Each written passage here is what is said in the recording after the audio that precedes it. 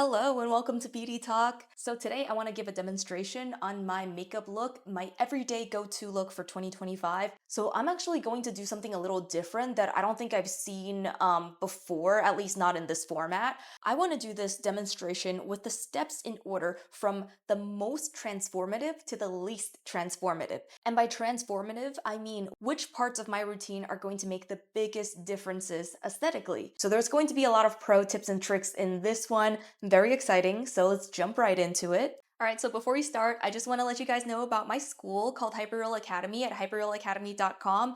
And this is where I teach permanent makeup and assist with licensing in all 50 states.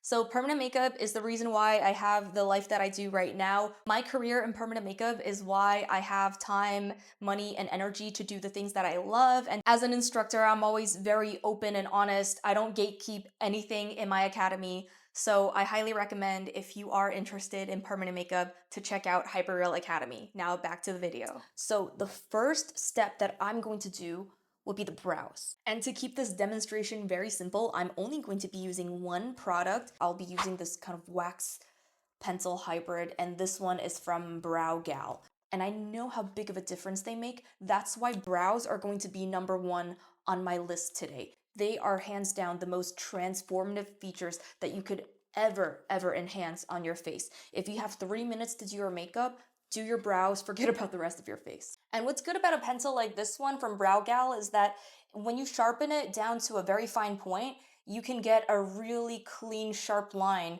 because of the hardness of the pencil. But the pencil is also soft enough that once you turn around and use the spoolie, you can blend it into a very fine powder-like effect. Having a more polished and refined brow shape can really open up your eyes and frame your entire face. Next, we're going to talk about the lashes. So for the lashes, I could go into it with a whole nother video. I'm going to keep them simple. I'm going to use a very random style, the first one that I see out of my lash drawer. Having a good lash shape that works well with your eye shape is super duper essential. And this is the secret to why ABGs look completely freaking different. But once you take the eyelashes off, you're a completely different person. So instead of doing before and after, you can see how big of a difference it makes. This is going to be a really transformative part of your entire routine. And I think that for a lot of people, this is pretty much all they need in order to just head out and continue with their day. No eyeliner, no contour, no lipstick. So 5 minutes, all you need. But I want to make this video watchable, so we're going to move on to the next step, which is the lip color. For today's lip color, I'll be using this kind of brown, reddish lip liner from Kiss. A great way to make your lips appear bigger is by adding a darker liner. And you don't have to overline for this step. I'm purposefully going to avoid overlining because I think it's a little overdone and the way people do it is kind of crazy. I'll be taking my NYX Butter Gloss in Brownie Drip. It's a very nice neutral brown color. So I'm just gonna slide this gloss right over the liner. And it looks pretty good. It did a good job at covering some of that purple, so now everything looks beige. A beige rosewood type of brown lipstick is a great way to give your lips that heavy emphasis without having that dominance that a bright red gives you. But this matches with everything. I tried literally everything. We can move on now to the next step. And for eyeliner, I always go for a pen liner. It keeps it nice and easy. But for this one, I'm just gonna use my liner to blend my lash with my lash line. Having that liner will drastically enhance your lash line and it'll give you the appearance of bigger, brighter, more awake eyes. And you can pop this out into a wing. Or if you want more of like an open look, take a white liner. It could be off-white. I prefer off-white or ivory. Start at the inner corner and brighten up the waterline at the center. And then you want to stop once you're maybe about 2/3 of the way in. And for the outer corner, take a darker pencil and work that color from the outer corner further in until it touches the white liner that you just did, and then you just blend the two colors together. You can either blend the two colors together or you can layer the brown a little bit under the white. It just depends on what kind of look you're going for. If you layer the brown under the white, you get a little bit more dramatic of a result. The next step that's going to be really important are the under eyes. When you have very tired under eyes, it immediately ages you. It might make you look older than you are. So for that reason, I would want to cover the under under eyes as the next step. It's definitely less important than the brows and lashes, but it's still pretty important. I would put this firmly in the middle. Sometimes I go with, sometimes I go without, but I always see a benefit when I correct the under eyes, always. And remember that you don't necessarily have dark under eyes because you're tired. This kind of discoloration could be genetic, but it's always very nice. Covering up the darkness always brightens up your face. What it does is also flattens out this area.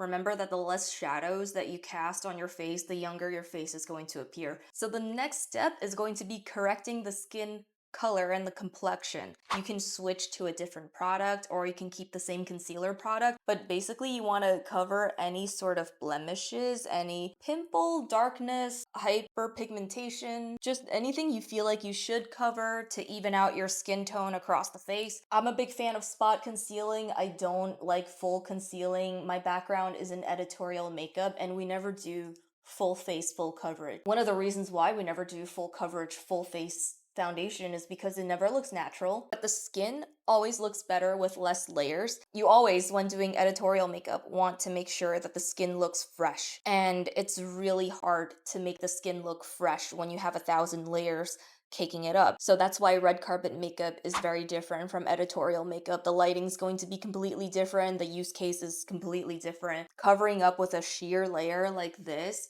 you can still see a lot of blemishes. You can see all of the freckles and everything. But at the same time, I feel more comfortable. A lot of these little spots are camouflaged for the most part, and this gives me enough where I don't feel like my skin is suffocating. So I want there to be medium to full coverage, but only on a very small area, and for that you do need a very good color match. And next, we're going to talk about the skin texture. So I actually think skin texture is more important than the overall color, and I'm saying this as somebody who has very oily skin to the point where it's just distracting. When you mattify just the T-zone and leave everything else oily as it naturally is, you get that nice, healthy, radiant glow. But if you leave the T-zone super oily, you look greasy and dirty. Well, like, what the heck? So that's why I think texture is also a very transformative part of the routine. I'm gonna take a little bit of HD powder and buff it into the T-zone. And HD powder is really good when you're taking pictures. It doesn't really absorb oil like a proper mattifying powder, but HD powder is great for diffusing light when you're under an HD camera like this one. So I'm gonna buff this into the T-zone. I like how it masks the pores really well. So now you no longer look greasy, you don't look like a little greasy goblin, and I think this does a lot. So skin color and skin texture is this step. I would roll it into one. And next step is face contour. I'll be using a liquid and very, very conservatively apply some of that contour with a medium brush. And having less products means that you can layer some of your contour products over and it still looks very natural. It looks like you didn't even apply a contour and your cheekbones are naturally chiseled. Liquid will always give you a more professional, natural looking finish that not only captures well on camera, but it looks very lifelike when you're in real life under natural circumstances. And that's why those TikTok makeup tutorials give me such stress and anxiety, because I just imagine seeing that in real life. 1,000 layers. No, thank you. You can also do jawline and temples. I have a small forehead, so I can't really contour my temples. I have a pretty prominent jaw, so it doesn't make sense to contour the jawline, but these are the 3 most important parts that people like to contour: temple, cheeks, and jawline. And what goes hand in hand with contouring will be face products like blush, highlighter, and remember what I said about shadows, adding a little bit of age to your face. It's not always a bad thing. If you have kind of like a baby face, adding some of that contour will give your face a little bit more maturity and it'll take your look more from day to night. So on the topic of shadows, I will go into the contour of the eyes and we'll move on to eyeshadow. Using whatever I have left on my hand, you can then take your contour and you can add some darkness, some shadow to your eyes. So I'm adding some further contouring to the outer corner of the eyes, following the wing. You're supposed to do the wing after this part, but for this video, I had to do them in order, in like the wrong order. And then you can add some contour underneath the brow bone. This is something that you can either do or skip depending on your own bone structure and depending on what kind of vibe you like. I like more of an intense, harsh vibe. Adding more shadows, as I mentioned, will make your look a little more mature. I kind of enjoy that look. If you check out my doe eye versus siren eye video that I did from 1,000 years ago, I think I did a pretty decent job at explaining how to take a look from day to night. Sometimes good things come from TikTok. So contouring the eye really makes a big difference in my opinion. I'm not sure if the camera could capture it as well as it looks in real life, but this is a pretty important part of my routine. It's gonna be the bottom of this list because still think it's gonna be the least transformative out of all of these steps. And I never do this part, but let's do it this one time. The final step that could make a transformative difference will be the highlight. When I take my highlight, I usually go with something that's pretty neutral. This one is so cool though, I got it in Bali. So start with the top of your cheekbone, and I don't really see it making that big of a difference. I'm already super oily. This part's already fully highlighted by my natural God-given grease, but adding some of that opalescent powder on top of that can bring further dimension to your cheeks.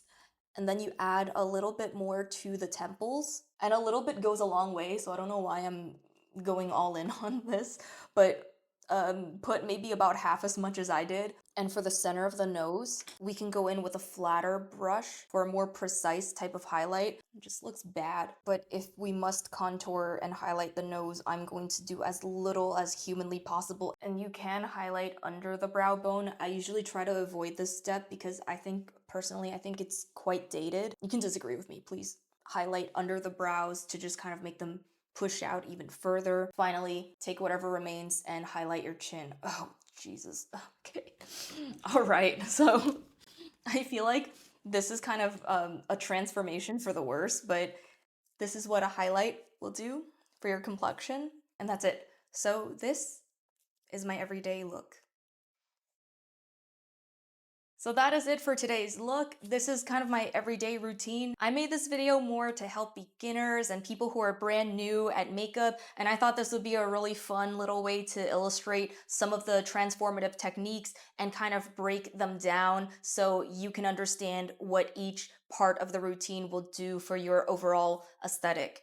So if you learned something from this video, I recommend that you share this with a friend, somebody who you think could benefit. And my goal in 2025 as a makeup educator is to help a lot more people get over some of their blind spots in the routine and maybe troubleshoot some of the ways that they've been doing their makeup wrong and try to get everybody's routine a little bit better for this year. So that's it for today's beauty talk, and I will see you in the next one.